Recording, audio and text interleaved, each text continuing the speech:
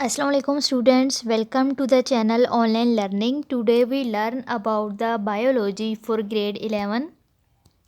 आज का हमारा टॉपिक है cell wall. What is cell वाल?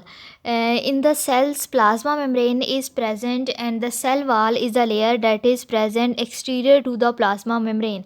सेल के अंदर जो सबसे आउटर कवरिंग होती है उसको कहा जाता है प्लाज्मा मेम्ब्रेन. लेकिन कुछ सेल्स ऐसे होते हैं जिसमें प्लाज्मा मेम्ब्रेन के बाहर भी एक और लेयर होती है और उस लेयर को हम कहते हैं cell wall.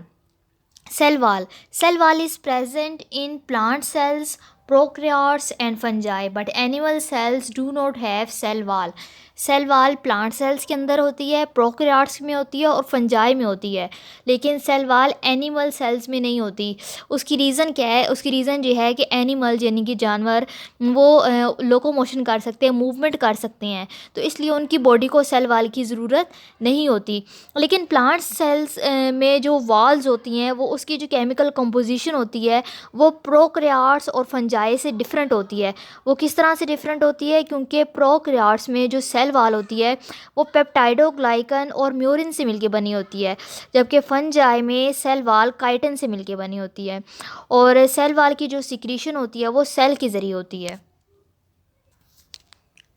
Layers of cell wall.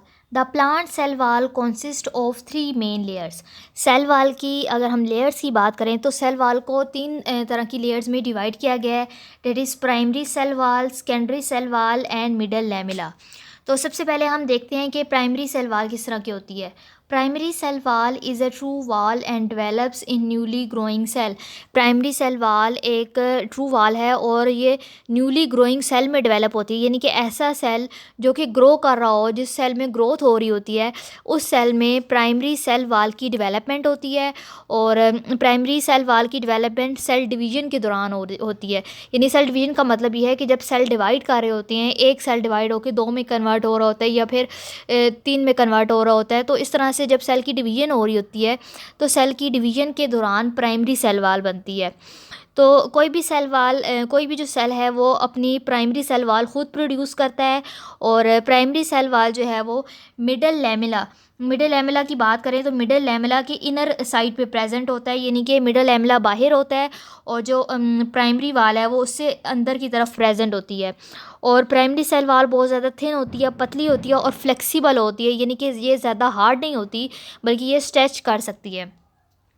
Composition of primary cell wall. The primary cell wall is composed of cellulose microfibrils running through the matrix of other polysaccharides like hemicelluloses and pectin. अगर हम primary cell wall की composition को देखें तो primary cell wall cellulose microfibril से मिलके बनी होती है. सेलुलोज माइक्रोफिब्रिल्स कहते हैं बंडल्स ऑफ सेलुलोज चेन्स, यानी सेलुलोज चेन्स के जब बहुत ज़्यादा सेलुलोज चेन्स एक जगह पे इकट्ठी होकर बंडल बनाती हैं तो उसको हम सेलुलोज माइक्रोफिब्रिल्स कहते हैं. तो primary cell wall cellulose microfibril से बनी होती है. और ये जो सेलुलोज माइक्रोफिब्रिल्स होती हैं ये डिफरेंट तरह के पॉलीसेक्राइड्स जिसमें शामिल है हेमिसेलुलोज और पेक्टिन, उसमें से रन कर रही होती हैं. तो ये जो माइक्रोफिब्रिल्स हैं सेलुलोज माइक्रोफिब्रिल्स, इनकी जो अरेंजमेंट होती है वो क्रिस क्रॉस अरेंजमेंट होती है और ये एक दूसरे के ऊपर लेयर्स की फॉर्म में होते हैं. इसी वजह से सेल की जो स्ट्रेंथ है वो ज़्यादा हो जाती है. और जो प्राइमरी सेल वाल है वो ग्रोथ से अडाप्टेड होती है, यानी कि जब किसी भी सेल में प्राइमरी सेल वाल होगी तो उसमें ग्रोथ हो सकती है. उसमें उसकी रीज़न ये है कि जो प्राइमरी सेल वाल है वो स्ट्रेच हो जाती है, वो हार्ड नहीं होती. तो इस तरह से प्राइमरी सेल वाल जब सेल में होगी तो सेल की ग्रोथ भी हो सकती है. पेक्टिन क्या होता है?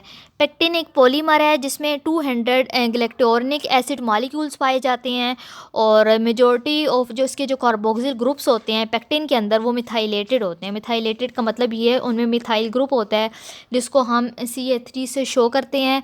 और जो पेक्टिन जो होता है वो लेस हाइड्रोफिलिक होता है. उसका मतलब ये है कि ये पानी की तरफ ज़्यादा अट्रैक्ट नहीं होता, लेकिन ये हॉट वाटर के अंदर यानी गर्म पानी के अंदर सोलूबल हो जाता है, उसके अंदर डिज़ोल्व हो जाता है. इसी तरह से ये पेक्टिन जो है वो मिडल लैमेला के अंदर भी पाया जाता है. अगर हम बात करें मिडल लैमेला की तो इसके अंदर भी पेक्टिन पाया जाता है. और इसके अलावा प्राइमरी वाल्स के अंदर भी पेक्टिन जो है वो पाया जाता है. Second layer of a cell wall is a secondary cell wall. Secondary cell wall is formed between the primary cell wall and plasma membrane only in sclerenchyma cells. Secondary cell wall primary wall और plasma membrane के दरमियान में पाई जाती है और secondary cell वाल जो है उन प्लांट्स के अंदर डेवलप होती है जो कि डेड होते हैं, यानी कि कोई भी डेड प्लांट है तो उसके अंदर सेकेंडरी सेल वाल होगी। लिविंग प्लांट के अंदर जो है ये तब होगी जब उसकी जो ग्रोथ है वो स्टॉप हो जाती है, यानी कि प्लांट का जो ग्रोथ का जो साइकिल है वो कंप्लीट हो गया है, यानी कि अब प्लांट ने अपनी और ग्रोथ नहीं करनी, तो उसके बाद जो है सेकेंडरी सेल वाल डेवलप होती है। उसकी रीज़न ये है कि जो सेकेंडरी सेल वाल है वो बहुत ज़्यादा थिक होती है, रिजिड होती है, हार्ड होती है। इस वजह से जिस प्लांट में सेकेंडरी सेल वाल होगी उसमें आगे ज़्यादा ग्रोथ नहीं हो सकती, तो इसलिए सेकेंडरी सेल वाल तब डेवलप होती है जब प्लांट की ग्रोथ कंप्लीट हो जाती है, क्योंकि सेकेंडरी सेल वाल बनने के बाद प्लांट की ग्रोथ नहीं हो सकती। Composition of secondary cell wall. The secondary cell wall consists of cellulose, hemicellulose, lignin, inorganic salts and waxes. Secondary cell wall cellulose, hemicellulose, lignin, inorganic salts और वैक्सिस से मिलके बनी होती है। और इसी तरह से सेकेंडरी सेल वाल में जो सेलुलोज है, सेलुलोज माइक्रोफिब्रिल्स, जिसको हम सेलुलोज माइक्रोफिब्रिल्स भी कहते हैं, तो सेलुलोज माइक्रोफिब्रिल्स के अंदर भी क्रिस क्रॉस अरेंजमेंट होती है।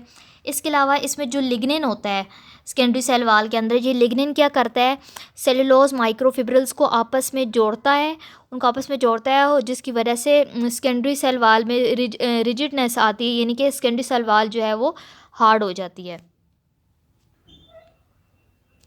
सेल वाल की जो थर्ड लेयर है उसका नाम है मिडल लैमेला।